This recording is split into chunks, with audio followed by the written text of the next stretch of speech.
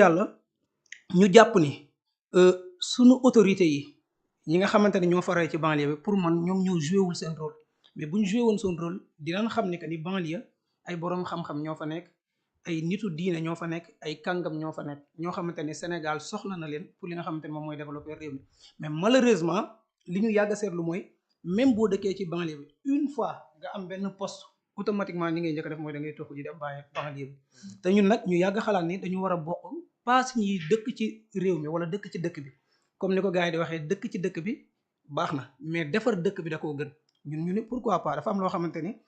kenn du la ko defal wala même bu la si nit bëggee jàppale mais il faut mu fekk la yow nga jiite ko donc loolu moo taxoon ñu ni pourquoi pas ñun ñu def benn say def benn bloc ñu jéem a taxawal benn mouvement boo xamante ni fépp fu nit nekkee ci banlieue bi incha allahu rabbi dinañ la woo nga ñëw jàpp si pour lan pour ñu liggéey ko liggéey bi nag nekk loo xam ne dañuy xaar ay poste yoo xamante ni peut-être day jógee ci gouvernement wala dara déedéet parce que man jàpp naa ne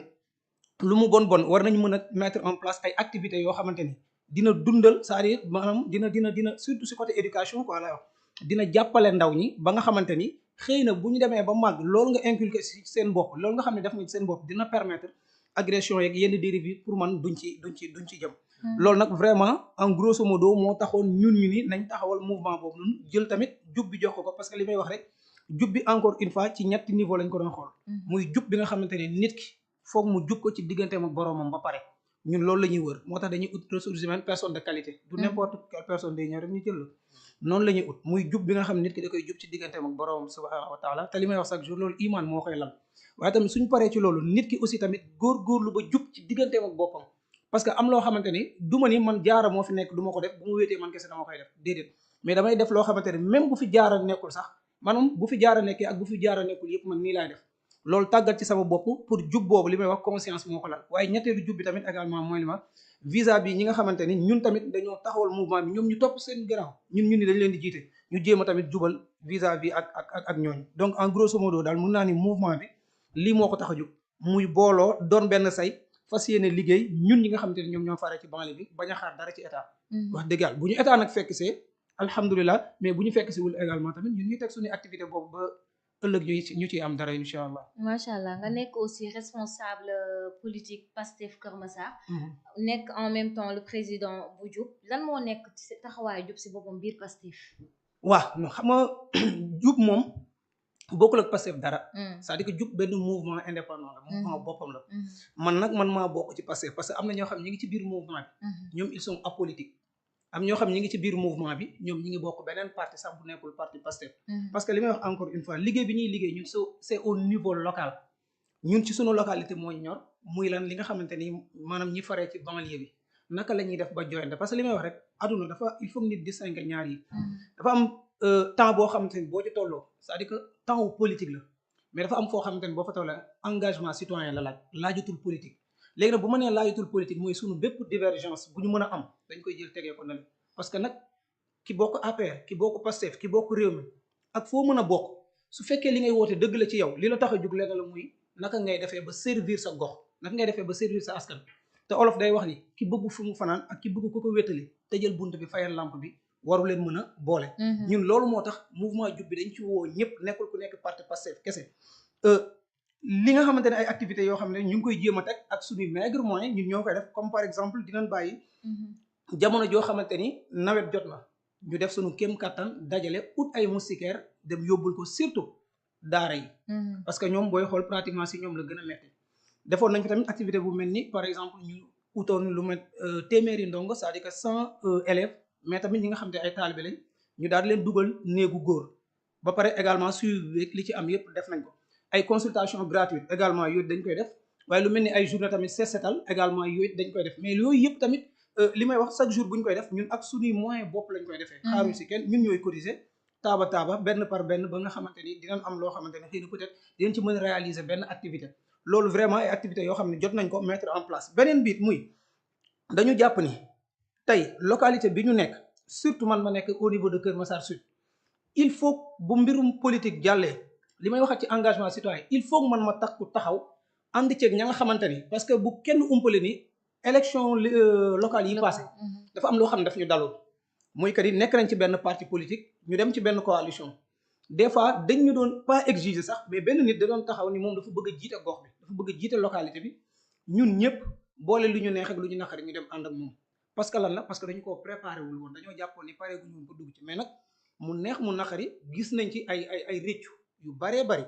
parce que tey dama koy wax prenons le cas de Kër Massar Sud muy commune bi ma bokk le maire il est de Pastef man aussi tamit je suis de Pastef mais li muy doxalee dara laa ci àndul neexuma tey neexuma ëllëg tey parewuma aussi di toppaat ci ginnaawam jamais au plus grand jamais du ma ko def du ma ne nag nit la koo xamante ni bëggul liggéey wala dara peut-être yooyu yëpp mën naa ko nangul xëy na mën na bëgg liggéey mën na dara mais tey le maire dafa nekk ki nga xamante ni mooy le premier magistrat de la ville dëkk boo dem maire bi c'est-à-dire que image bi muy joxe nit ñi bu ñuy xool gox boobu maanaam dafa mel ni ci kooku lañ koy xoolee je sais pas ndax comprendre nga fi muy waxee tey bu fekkee dañoo am un maire boo xamante ni du point de vue de son comportement da ngay gis ni vraiment maturité da ci des mais nit ki nekk ci bitti moom qu'est-ce qu'il va dire daanaan automatiquement mais kon Kër Massar ñun ñu mel nii ñoo fa nekk parce que dañu jàpp ni normalement ki dem bay jiite ay nit donte du moo fi ëpp xam-xam waaye dina nekk ki nga xam ne xëy na peut-être ci ñiy tane lay doon mais nag bu fekkee nag nga gis ñun suñu maire bi nekk di saagante ak ay journalistes nekk di dóorante ak ay marchands ambulants saa su tenir benn discours communication yoo xam c'est catastrophique loolu tamit bokk na ci li tax ñu ni ñun dinañ taxawaat encore une fois pour lépp loo xamante ne élection locale la dañuy taxaw ni kat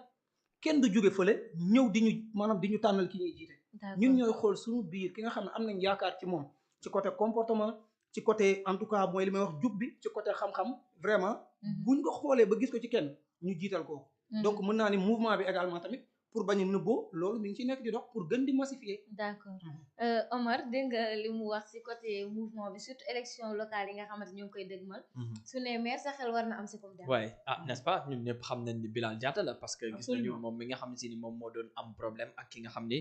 ñi nga xam ni ñoo di journalistes yi récemment ci affaire déguerpissement et tout mais alors est-ce que tamit lii yëpp nekkul ni benn erreur la boo xam ne si ni tey si Pastef la jógee duggaguñ sax si wàllum Pastef bi mais tey dañu gis maire yu bëri yoo xam si fal nañ leen grâce à Pastef parce que Ousmane Sonko moo ñëw itam ñu choisir kenn ñu ñëw votel ko te itam am na si ñoo xam si ba ñuy voté nekkul woon ni dañoo votel pour xam nit ki dëggantaan mais juste par Pastef la ñu voté woon tey est-ce que du loolu moo indi erreur bi ba tey yéen ngeen nekk si situation boobu. waaw loolu nag vraiment baax nañu leeral ko. ndax lan erreur bi du ci Pastef du ci Ousmane Sonko erreur bi ci ñun la. ñun waruñ fuir suñu responsabilité. ñun ñoo war a nangu ni ñun ñoo def erreur. li tax ma ni ñun ñoo def erreur mooy am na ñu bari ñu nekk si biti comprendre parce que politique li ñu ci xamee woon mooy ki nga xam ne peut-être mooy leader wala mooy président parti wala dara moo daan jël kenn samp ko ci gox mais ci cas bi demeewul noonu tel n'est pas le cas ñun niñ doon doxee xam nga lan la dañu tax demoon ci benn coalition bu ñu tuddoon Yewwi Askan Wi léegi nag mu composé ay parti politique léegi chaque parti politique da ngay indi sa candidat déjà donc parti politique ba waxee ci Pastef ñun naka la texte yi maanaam nan lañ koy doxalee suñu sukkandikoo ci texte yi muy élection day am yow nga bokk Pastef kii bokk Pastef ma bokk Pastef bu fekkee ñun ñëpp dañoo bëgg dañuy ñëw taxaw ne ah man de bëgg naa léegi parti bi mënuñu yéen ñett bu ngeen bëggee te kenn rek a war a mën a dem da ngeen di jéem a trouver consensus su ngeen trouver consensus xayru su fekkee leen trouver woo leen consensus da ngeen di procéder ci vote bu ñu voté nag ki gagné kooku mooy dem bu kooku demee nekk candidat wu parti bi ba pare si lay doog a demat au niveau de la coalition Yewwi Askan Wi boo demee au niveau de la coalition Yewwi Askan Wi également foofu tamit même méthode la ñuy procéder mooy que ni dañuy jéem a trouver waat consensus suñu mënul am consensus ñu jéem a voté des fois nag politique xam nga dafa am ñoo xam dañ ciy rax affaire saay-saay mën nañ ñëw ba mu xam ni ñoom bu ñu voté duñ ci jàll am na tamit ay critères aussi tamit yu ñu tegoon critères yoo xam peut-être war nga am niveau d'étude bi nanga yooyu yëpp amoon na si mais am na ñoo xamante ne bu ñu ñëwee ba mu leneen bu ñu defee vote bu leen arrangé dinañ indi nit saboter vote bi dans ce cas si lañ koy jël yóbbu ko ci kaw mooy yóbbu ko directoire au niveau national ñooñu doog a tranché kon donc cas bii nii kenn mënu see duut baaraam ki nga xam ne mooy président Ousmane Sonko kenn mënu cee wax tamit ñi nga xamante ne ñooy passé dama naan ñun la parce que li ma wax encore une fois Kër Massar Sud laa bokk ma joxaat exemple foofu bi ñuy dem élection mel nu Mouhamed Bilal Diatta moo taxaw ni bëgg na man j'étais là-bas man musuma am ambition sincèrement ambition pour nekk maire dama doon yàgg su ma doon gis nit bu koy bëgg sax damay ree dama naan kii est-ce que xam na li mu bëgg maire ak coono yi ci nekk man musuma ko bëgg te noonu la demee ak sama yeneeni moroom léegi nag Mouhamed Bilal Diatta kese kott dong moo taxaw ni bëgg na kon foofu xam nga mënoo amatul consensus amatul vote amatul dara mais loolu aussi tamit yoonu Ousmane Sonko nekku ci moo tax ñun bu fekkee am na ku tooñ waa Kër Massar ñun ñoo tooñ waa Kër Massar waaye nag li may wax encore une fois gis nga olof dafay faral di wax bu ndox tuuroo an bàq ca des ñu ne mais bu fekkee ndox tuuru na sa paan tojul sa siwo tojul te tamit teen bi mi ngi fi robinet mi ngi fi du ñu an mbàq mi dañuy dem ñu rootiwaat te ñun ci logique boobu lañ nekk mooy dañoo tooñoon waa Kër Massar pare nag ni leen ñun de ñoo leen tooñoon waaye tooñ ba ñu tooñoon moom lañ bëgg a joyantiwaat man mën naa ne loolu bokk na si li tax tamit man ma engagé wu aw ma ci tànk ginnaaw du ma ci reculer benn yoon léegi nag li tax may engagé wu encore une fois mooy li may wax pour joyanti erreur bi nga xam ne defoon nañ ko dinaa ci def nag sama kéem kattan léegi nag ndaxam dinaa atteindre sama objectif wala du ma ko atteindre kooku borom bi yàlla subhanahu wa taala kese moo ci xam dara parce que sunu leader Ousmane Sonko dafa ñu ko doon yàgg di wax da doon wax ni ñun suñu nekkee ci benn bërëb wala ñu nekk ci benn réew gis ni ña fay jiite doxalin bi ñuy doxal dëppoowul ak yoon tey bu fekkee dañoo sukkandiku ci borom bi yàlla subhanahu wa taala lim ñu jàngal wala yonent sallallahu alayhi wa sallam lim ñu jàngal ci xadis bi mu ni nit ki bu gisee lu ko naqari imma na ko dindi ak loxoom wa ilaa maanaam su ko mënul na ko dindi ak làmminam maanaam mu dénoncé ko wax ko su ko mënul mu naqarlu ko ci xol